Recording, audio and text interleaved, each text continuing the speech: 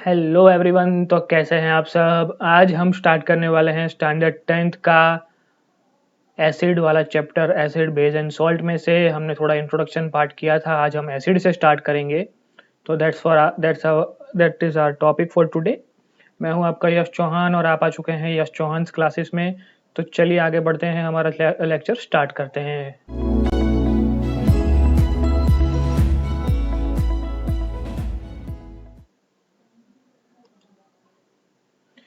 तो आज हम शुरू करने वाले हैं एसिड बेस एंड सॉल्ट। तो सीधे हम चले जाते हैं हमारे चैप्टर के ऊपर, ज़्यादा वक्त नहीं लगाते हैं। थोड़ी वीडियो की क्वालिटी ऐसी तैसी है, चला लीजिए आज के दिन। आज आगे बढ़ते हैं, सीधा जाते हैं हमारे एसिड के ऊपर। हमने क्या क्या देखा था पिछली बार। इंडिकेटर्स के ऊपर हमने पूरा डिस्कशन किया हुआ था कि what are the indicators, what are the natural indicators, what are the olfactory indicators. ये सारे इंडिकेटर्स के बारे में हमने बातचीत अच्छे से डिटेल में पढ़ ली है। अगर नहीं पढ़े हैं तो फिर से वो लेक्चर देख लीजिए और उसमें से नोट्स बना लीजिए। ठीक है, अब आगे बढ़ते हैं हम केमिकल प्रॉपर्टीज के ऊपर। Chemical properties of basis and acids. तो सबसे पहले जब हम बात करते हैं केमिकल प्रॉपर्टीज की, तो हमारे पास एक चीज आ जाती है जिसे हम बोलते हैं एसिड। तो एसिड के लिए आगे हम बढ़ते हैं, तो एक चीज़ मैं आपको दिखा देता हूँ यहाँ पर। जैसे ही हमने एसिड की बात करी थी पिछले लेक्चर में, तो हमने बताया था कि एसिड यानी कि वो H प्लस और H3O प्लस आयन से बनता है, और बेस जो है वो OH माइनस आयन से बनता है। तो ठीक है, फिर से हमारी बुक में चलते हैं, आगे बढ़ते हैं। तो आगे बढ़ते हैं तो क्या दिखाई देता है हमें, उसकी बेसिक प्रॉपर्टीज। तो बेसिक प्रॉपर्टीज एसिड की क्या है, दुनिया में किसी भी एसिड की अगर हम मेटल के साथ रिएक्शन लेंगे तो हमें सॉल्ट और हाइड्रोजन मिलेगा। क्या मिलेगा, सॉल्ट और हाइड्रोजन। अब देखिए, ये जो लेक्चर सीरीज है वो बहुत ही डिटेल में कॉन्सेप्चुअल क्लैरिटी के साथ चल रही है। तो मैं जो भी यहाँ पे बोलता हूँ इम्पोर्टेंट है, उसको आपको नोट कर लेना है। तो मैंने क्या बोला यहाँ पर, सबसे पहली प्रॉपर्टी ऑफ एसिड कि वो बेस मतलब कि मेटल के साथ रिएक्ट करता है तो सॉल्ट और हाइड्रोजन गैस ही देता है, कुछ और वो देगा ही नहीं कभी भी। ठीक है, तो इसको अगर अच्छे से देखना है तो मैंने यहाँ पर एक हिंट दिया है कि पेज नंबर 19 पे चले जाइए, एनसीईआरटी पे एक्टिविटी 2.3 दी हुई है, उसको एक बार रिफर कर लीजिएगा। नहीं समझ सकते हैं तो कोई बात नहीं, मैं समझा रहा हूँ यहाँ पे, कोई इश्यू नहीं है। अब एसिड हमने देखा हुआ है, पिछली बार एग्जाम्पल लिए हुए थे। एसिड मतलब कौन होता है, हाइड्रोक्लोरिक एसिड। यहाँ पर पहला एसिड HCl लिया है, उसके साथ मेटल लिया है, कौन है, जिंक। तो एसिड की मेटल के साथ जैसे ही रिएक्शन करेंगे वैसे क्या होगा, हमको ये ऊपर वाला जो फॉर्मूला है उसको याद करना है। Acid plus metal is equal to salt plus hydrogen. इसको पढ़ते हैं, acid plus metal it gives salt plus hydrogen. अब हमारे पास क्या मिल रहा है, एसिड हमने कौन सा लिया, HCl, मेटल कौन सा है, जिंक। तो क्या मिल रहा है, सॉल्ट और हाइड्रोजन। सबसे पहले हाइड्रोजन को अलग कर लो। हाइड्रोजन को अलग कर लिया भाई। हाइड्रोजन कैसे अलग होता है, H2 से। Hydrogen can never be a single atom, hydrogen always group में होगा H2 के फॉर्म में। तो वो H2 के फॉर्म में मिल गया हमें, ठीक है, दूसरा हाइड्रोजन के साथ ज्वाइंट। अब बचा क्या, ZnCl। तो अब यहाँ पर मैं लिख दूंगा ZnCl। अगर मैं ZnCl लिख दूंगा तो यहाँ पर तो हमने 2 क्लोरीन लिए थे, तो यहाँ पर 2 लिखने ही पड़ेंगे। बेसिकली ये बैलेंसिंग केमिकल इक्वेशन है। मैंने आपको बताया था कि अगर आप इस वीडियो से अच्छे से पढ़ रहे हैं तो यू हैव टू कमेंट, आपको कमेंट करना है ताकि हमारी हौसला अफजाई हो और हम जल्दी से जल्दी वीडियोस पुट करें। ठीक है, तो अगर आपको कुछ भी समझ में नहीं आता है, अगर आपको केमिकल इक्वेशंस का बैलेंसिंग समझ में नहीं आता है, जो कि बहुत बार डाउट रह जाता है, तो उसके लिए मैं लाइव सेशन करने वाला हूँ। लेकिन उसके लिए आपको कमेंट करके बताना पड़ेगा। इस वीडियो के लिए भी एम करते हैं 50 लाइक्स के लिए। 50 लाइक्स आ जानी चाहिए। अगर आप देख रहे हैं, समझ रहे हैं तो लाइक कर दीजिए, अच्छा लगता है, हमें भी अच्छा लगता है। आगे एक और इक्वेशन देखते हैं, तो उसमें हमने लिया है HNO3, nitric acid. Nitric acid में कौन है, NO3। तो NO3, ये हमारा HNO3 एक एसिड है, उसका इक्वेशन चल रहा है मेटल यानी कि जिंक के साथ। तो फिर से वही पिछले वाले हम चले जाएंगे, हाइड्रोजन अलग होगा तो H2 को अलग करके देखो, बाकी जो बचा वो हमारा सॉल्ट। क्लियर है, कोई डाउट यहाँ पर होना चाहिए नहीं। अब H2SO4 की बात करते हैं तो उसके साथ भी ऐसा ही होगा, H2 अलग हो जाएगा और ZnSO4 नाम का सॉल्ट बन जाएगा। अब आगे बढ़ते हैं, एक और इक्वेशन है इधर, इसको आप होमवर्क में कर लीजिएगा, अच्छे से लिखकर समझ लीजिएगा। कुछ भी डाउट आता है बताइए, मैं आपको लाइव सेशन में फिर से समझाऊंगा सब कुछ, कोई इश्यू नहीं है। अब पॉप टेस्ट के बारे में बात करते हैं। When a burning candle is brought near a test tube containing hydrogen gas. अब हमको पता है कि हाइड्रोजन गैस जो है वो जल जाता है, वो बर्न कर जाता है, समझ में आया। हमने देखा है हाइड्रोजन बॉम्ब या फिर हाइड्रोजन एज अ फ्यूल हम कहीं जगह पे यूज कर सकते हैं, वो भी हमने देखा हुआ है। तो पॉप टेस्ट जो है वो हाइड्रोजन यहाँ पर निकला कि नहीं निकला उसको समझने के लिए हम पॉप टेस्ट करते हैं कि यहाँ पर ये जितने भी इक्वेशन हो रहे हैं उसमें अगर हम नज़दीक बर्नर या फिर की कोई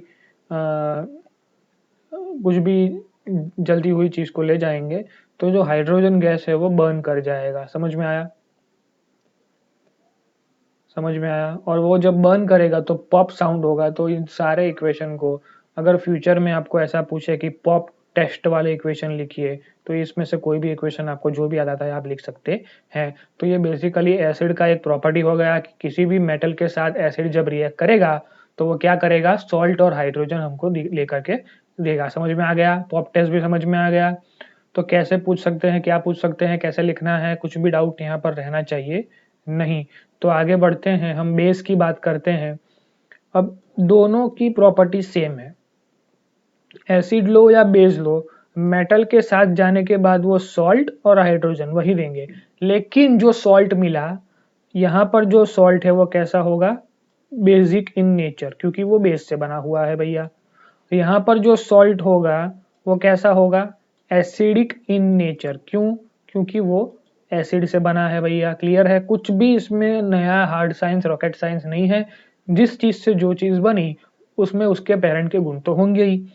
तो यही हमको समझना है कि उसका पेरेंट एसिड था जो मेटल के साथ रिएक्ट करके सॉल्ट बना चुका है। हमारे सॉल्ट का पेरेंट कौन था, एसिड। तो वो कैसा होगा सॉल्ट हमारा, समवॉट एसिडिक। ये हमारा बेस कैसा होगा, तो समवॉट बेसिक। क्लियर है, कोई डाउट यहाँ पर नहीं होना चाहिए। अब such reactions are not possible with all the metals, क्योंकि मेटल रिएक्शन तब देंगे जब वो रिएक्टिव सीरीज में होंगे, मतलब कि वो ज्यादा रिएक्टिव होंगे, कम रिएक्टिव होंगे, मीडियम रिएक्टिव होंगे, इन सब के ऊपर ये डिपेंड करता है। थर्ड चैप्टर में रिएक्टिविटी सीरीज के ऊपर हम और डिटेल में बात करेंगे। तो अभी के लिए समझ लीजिए कि अगर मैं जिंक के साथ ये इक्वेशन दे रहा हूं तो यही सेम इक्वेशन मुझे सिल्वर या गोल्ड के साथ शायद ना भी मिले, मिले तो किसी एसिड के साथ मिले, किसी एसिड के साथ ना भी मिले। क्लियर है, तो डिपेंड करता है रिएक्टिविटी सीरीज के ऊपर, मतलब कि reactivity of the particular metal के ऊपर। क्लियर है, तो आगे बढ़ते हैं। पॉप टेस्ट भी हमने समझ लिया। अब NaOH हमारा बेस है, उसके साथ हमने ले लिया जिंक को, मतलब कि बेस प्लस मेटल करवाया तो क्या निकलेगा, हाइड्रोजन निकलेगा। तो हाइड्रोजन को अलग कर दो तो क्या बचा, NaO और जिंक। तो सोडियम जिंकेट कैसा दिखता है, तो Na2ZnO2, इसको बोलते हैं सोडियम जिंकेट। अब 10th लेवल पे केमिस्ट्री कैसे पढ़ना है उसके बारे में थोड़ी बातचीत कर लेते हैं। तो 10th लेवल में आपके पास बहुत कम इक्वेशन है, मैकेनिज्म समझने जाओगे बहुत टाइम वेस्ट होगा।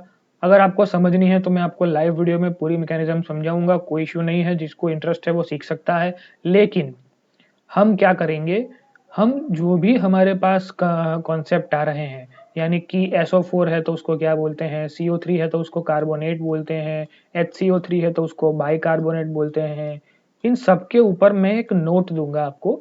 वो नोट आपको पर्टिकुलरली याद कर लेनी है। और जो भी आपके पास ये सॉल्ट वगैरह जो भी ग्रुप्स आने वाले हैं एलिमेंट्स के, वो भी मैं आपको प्रोवाइड कर दूंगा। वो भी आपको 10th के लेवल पे याद कर लेने हैं। क्यों, क्योंकि केमिस्ट्री बनता है बहुत सारी चीजों के इकट्ठा होने से। अब केमिस्ट्री कैसे बनता है उसके ऊपर बात करते हैं।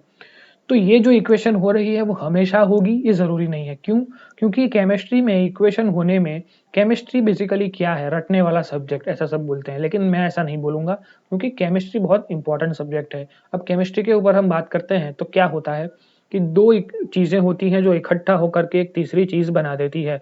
लेकिन क्या वो तीसरी चीज हर बार बनेगी, ये जरूरी नहीं है। क्यों जरूरी नहीं है, क्योंकि वो दो चीजों को मिक्स होने के लिए उच्च टेम्परेचर चाहिए, प्रेशर चाहिए, एटमॉस्फेरिक जो आसपास का जो एटमॉस्फेयर होता है वो चाहिए।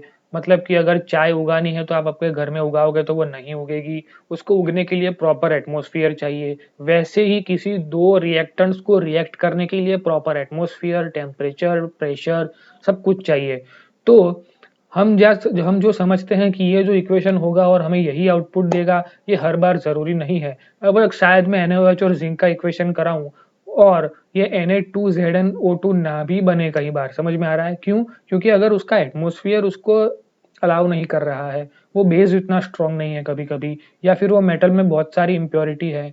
तो जो हमको यहाँ पे ऑन पेपर इक्वेशन मिल रहे हैं, वो एक्सपेरिमेंटली मिले, ये ज़रूरी नहीं है। ठीक है? इसके ऊपर मैं फिर से एक प्रॉपर डिटेल में वीडियो बनाऊँगा कि केमिस्ट्री कैसे पढ़ते हैं। अभी इस वीडियो में लेने जाएँगे, वीडियो लंबा हो जाएगा और मज़ा नहीं आएगा। अब आगे बढ़ते हैं, मतलब बेसिकली आपको कैसे इक्वेशंस याद करने हैं, उसके ऊपर प्रॉपर एक वीडियो हो जाएगा। ठीक है? कोई इश्यू नहीं है। अब आगे बढ़ते हैं, actions of acid with metal carbonates and metal bicarbonates. अब ये आगे आने से पहले ही मैंने आगे आपको बता दिया था कि कार्बोनेट एक ग्रुप है जो CO3 और बाइकार्बोनेट एक ग्रुप है जो HCO3 होता है। क्लियर है? तो बाइकार्बोनेट किसके? तो मेटल बाइकार्बोनेट। तो मेटल कैसा होना चाहिए? अब एक सोडियम मेटल है, इसका कार्बोनेट मतलब कि सोडियम मतलब कि Na और कार्बोनेट ग्रुप कौन सा था? तो CO3। तो सोडियम कार्बोनेट ये हमारा हो गया मेटल कार्बोनेट। अब दुनिया में कोई भी मेटल कार्बोनेट होगा, उसकी एसिड के साथ इक्वेशन होने पे सॉल्ट, कार्बन डाइऑक्साइड और वाटर ही मिलेगा। ये हमारा बुक कहता है, NCERT कहता है, तो इसे हमें एक्सेप्ट करना है। हर बार होगा नहीं होगा, केमिस्ट्री क्या होता है उसके ऊपर मैंने जैसे व्हाट इज फिजिक्स का वीडियो बनाया है, एक व्हाट इज केमिस्ट्री का वीडियो भी मुझे बनाना पड़ेगा, ऐसा मुझे समझ में आ चुका है और मैं बना दूंगा, कोई इश्यू नहीं है। तो आगे बढ़ते हैं, मेटल कार्बोनेट के ऊपर हमने बात करी, सोडियम कार्बोनेट को हमने लिखा, सोडियम कार्बोनेट कैसा दिखता है? तो Na2CO3 दिखता है। उसकी इक्वेशन करानी है एसिड के साथ, कौन से एसिड लेंगे? तो हमने ले लिया HCl। HCl लेने के बाद मुझे पता है सबसे पहले मुझे वाटर निकालना है, तो H2O निकाल दिया साइड पे, और क्या निकालना है? कार्बन डाइऑक्साइड, तो वो भी निकाल दिया साइड पे, कोई इश्यू नहीं है। अब मेरे 3 ऑक्सीजन जो यहाँ पर कार्बोनेट में थे वो हमारे यूज हो गए, एक ऑक्सीजन यहाँ पर पानी में जुड़ गया, 2 ऑक्सीजन यहाँ पे CO2 में जुड़ गए। तो यहाँ तक अपना फंडा क्लियर है। अब सॉल्ट बनेगा, सोडियम भी दिख रहा है, क्लोरीन भी दिख रहा है, तो ऑब्वियस सी बात है NaCl ही सॉल्ट बनेगा। क्लियर है? लेकिन अब इसको बैलेंस भी करना पड़ेगा, क्योंकि इधर 2 सोडियम थे, इधर एक तो रहेगा नहीं, तो इसलिए यहाँ पे 2 लिखना पड़ा। तो यहाँ पे जैसे ही मैंने 2 लिख दिया तो क्लोरीन भी 2 हो गए, तो यहाँ पे क्लोरीन भी 2 करने पड़ेंगे, और H2O में भी हाइड्रोजन 2 होते हैं, तो 2 हो गए। क्लियर है? मैंने पिछले सारे वीडियो में बताया था केमिस्ट्री के फर्स्ट चैप्टर में कि समझ लो कि ये आपका एलिमेंट है ऑक्सीजन, तो यहाँ पर जो लिखते हैं उसको बोलते हैं सफिक्स, यहाँ पर जो लिखते हैं उसको बोलते हैं प्रीफिक्स, और इन दोनों के मल्टीप्लिकेशन से हमें टोटल नंबर ऑफ ऑक्सीजन पता चलते हैं। क्लियर है?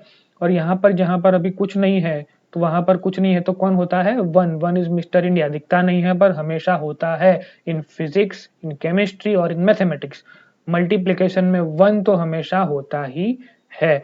तो यहां तक हमारा मेटल कार्बोनेट तक का इक्वेशन क्लियर है, कोई डाउट नहीं होना चाहिए। अब मेटल बाइकार्बोनेट के ऊपर चलते हैं, तो फिर से सोडियम बाइकार्बोनेट कैसा दिखता है? HCO3 is the group which we call bicarbonate group. ठीक है? तो मेटल बाइकार्बोनेट के साथ भी अगर कोई भी इक्वेशन होगा तो सॉल्ट, कार्बन डाइऑक्साइड और वाटर ही मिलेगा। तो सेम टू सेम चीज अगर यहाँ पर करेंगे तो 2 हाइड्रोजन मिल गए तो H2O निकल जाएगा, 3 ऑक्सीजन है तो 1 ऑक्सीजन इधर जुड़ गया, 2 इधर जुड़ गए। इसको बोलते हैं मैकेनिज्म, लेकिन ये मैकेनिज्म हर बार सही नहीं होता है। क्लियर है? हर बार मैकेनिज्म सारे इक्वेशन का मिले ये भी जरूरी नहीं है। ये क्यों जरूरी नहीं है, इसके ऊपर मैं वीडियो प्रॉपरली बना के देता हूँ। ठीक है? तो बच गया हमारा NaCl, फिर से बन गया। क्लियर है? तो actions of acid with metal carbonate and metal bicarbonate, ये भी क्वेश्चन बहुत ही इंपॉर्टेंट है कि एसिड का इक्वेशन अगर हम कार्बोनेट और मेटल कार्बोनेट के साथ करवाते हैं तो हमें क्या क्या मिलता है। तो आज के वीडियो में हमने क्या क्या बातें करी, तो सबसे पहले एसिड की प्रॉपर्टीज को समझने के लिए हमने आज का वीडियो बनाया है। तो आज के वीडियो में हमने एसिड की प्रॉपर्टीज को समझना चालू किया कि एसिड की प्रॉपर्टी यानी कि सबसे पहली प्रॉपर्टी मेटल के साथ रिएक्ट करके हमें वो क्या दे देता है, तो सीधा सॉल्ट और हाइड्रोजन गैस दे देता है। आगे बढ़ते हैं तो वो जो भी सारे इक्वेशन मिले उन सबको पॉप टेस्ट बोल सकते हैं कि नहीं बोल सकते हैं भैया? तो बोल सकते हैं, कोई इश्यू नहीं होगा। और आगे बढ़ते ही हमने एसिड की दूसरी इक्वेशंस करवा ली मेटल कार्बोनेट और मेटल बाइकार्बोनेट के साथ। तो ये सारी इक्वेशंस भी आपको अच्छे से याद होनी चाहिए। ये सारी इक्वेशंस आपको एक बार नोट कर लेनी है। अगर आपको लगता है कि मुझे याद नहीं हो रहा है, मुझे ये फॉल्ट आ रहे हैं, तो उसको कमेंट में लिखिए, तो मुझे समझ में आएगा। मैं उसके ऊपर से आपको प्रॉपरली डिटेल में सॉल्व करके दूँगा, ठीक है? तो आगे बढ़ते हैं। आज हमने सब कुछ अच्छे से कर लिया है एसिड के बारे में। थोड़ा बहुत बाकी है, उसको मैं आगे के वीडियो में कंटेन करूँगा। तो आगे हम बढ़ते हैं। आज के लिए इतना ही है। तो मैंने जो बताया वही है। कमेंट करिए, सब्सक्राइब करते जाइए, ठीक है? कोई इश्यू नहीं होगा। आपको पूरा मैं कोर्स करवाने वाला हूँ, पूरा सिलेबस करवाने वाला हूँ। तो कमेंट करिए, लाइक करें, शेयर करें और सब्सक्राइब तो ज़रूर से don't forget to subscribe this channel, okay? ठीक है, thank you. That's it from my side. My name is Yash Chauhan. फिर मिलते हैं दूसरे वीडियो में। तो सब्सक्राइब करिए, लाइक करिए और शेयर ज़रूर करिए और कमेंट तो करते ही जाइए।